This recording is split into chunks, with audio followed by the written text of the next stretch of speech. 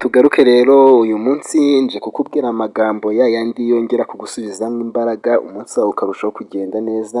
Rero ni ukuvuga ngo nta muntu n'umwe uvukana ubwoba bwo kuba mukuru, ahubwo wowe ubwawe niho wiyima amahirwe. Ni ukuvuga ngo rero ubwoba bwo gukura, ubwoba bwo gutinyuka, ubwoba bwo kugerageza, ibyo nta muntu n'umwe ubivukana, ahubwo ayo ni amahirwe ugenda wiyima, ugenda wisetingira gahunda zawe zindi mu buzima bwawe, zitandukanye n'icyo wavukanye kikurimo. Ni ukuvuga ngo rero ibi ngibi iby'ubwoba wavutse ntabwo ufite, ahubwo ayo ni amahirwe ugenda wiyongerera yo kugira ubwoba. Niba utemera ko ushoboye, nta wundi uzabikwemerera ku mwanya wawe.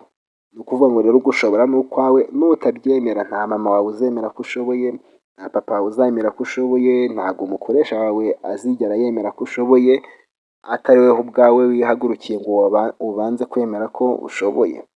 Impano yawe ni ururimi,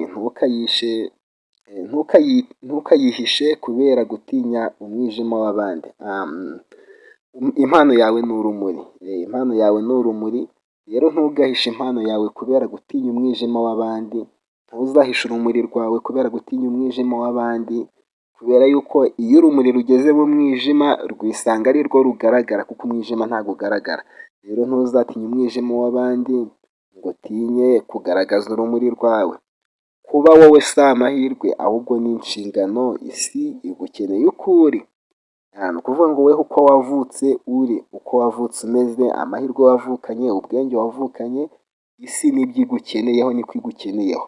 Kuko ibintu by'ubwoba n'ibyo ugenda wizamura wowe ubwawe, ntabwo wabivukanye, isi ntabwo igukeneye kuri ubwo bwoba bwawe, ntabwo isi igukeneranye ubwoba, ahubwo isi igukeneye uko wavutse uri. Nimba twabaye neza rero, reka ngusabe kugira ngo wakora agasubscribe kugira ngo aya magambo ajye agenda akugeraho umunsi ku munsi, kandi dukomeze kugirana ibihe byiza, mugire ibihe byiza.